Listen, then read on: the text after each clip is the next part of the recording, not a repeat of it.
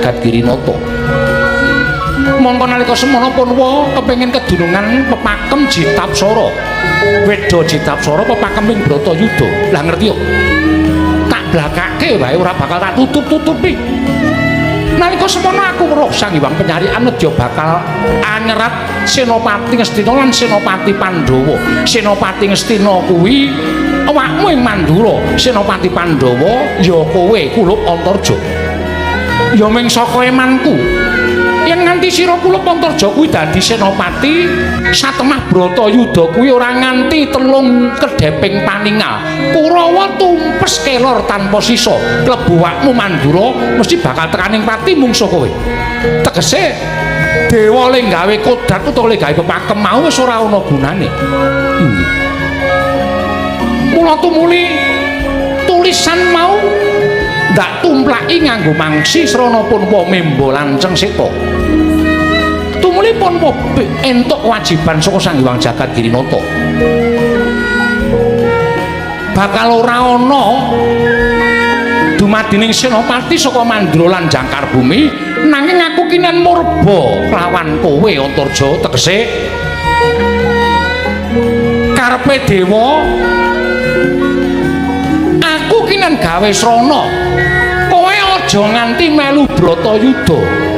Kowe aja nganti melu Bratayuda, yen perlu kowe kudu sirna sadurunging Bratayuda kinarya kemenanganing para Pandhawa nggir Antarja. Oh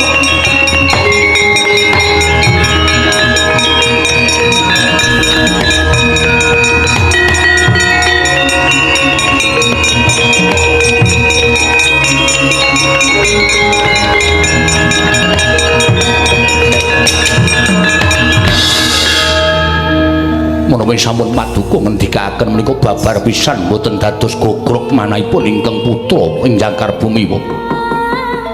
Malah kula bombong, malah kula remen menawi kula saged dados sarana kamenanganipun punden kula para Pandhawa.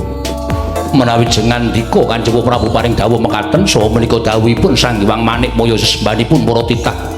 Benjang menapa anggen paduka badhe nglebur jiwa raganipun Antarja. Antarja dikaya ngapa pun ora bakal mentala yen to tumindak kaya mengkono. Aku ora bakal bisa, aku ora bakal tekan atiku yen aku kudu murba lan urip mung ngger Antarja. Oh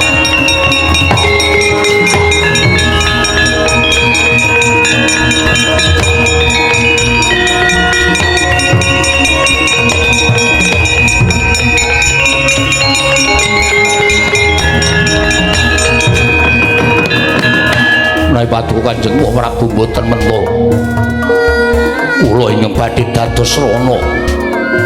Kula ingkang badhe pados srana supados sak mangke kula saged netepi dhateng menapa sampun paduka ngendikaken. Antarja. Sranane kepiye? Sranane kepiye? Paduka sampun ngantos kodheng penggalih paduka.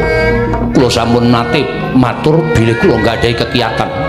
Ingkang kekiyatan menika boten dipun darbeni dening sinten kemawon. Wa Pratian jurung dateng donga pangestu paduka Prabu. Dinten samangke kula nedyan dilat dateng tapan kula piyambak. Kula ikhlas ingkang putra ikhlas manjing alam pamancap manjing wonten ing loka baka. Nanging menawi sak mangke Pandhawa mboten unggul krana sampun kula dados korban kinarya tabu tawering aprang. Kula badhe anutuh dhateng Prabu Ndarawati kula aturi mresani.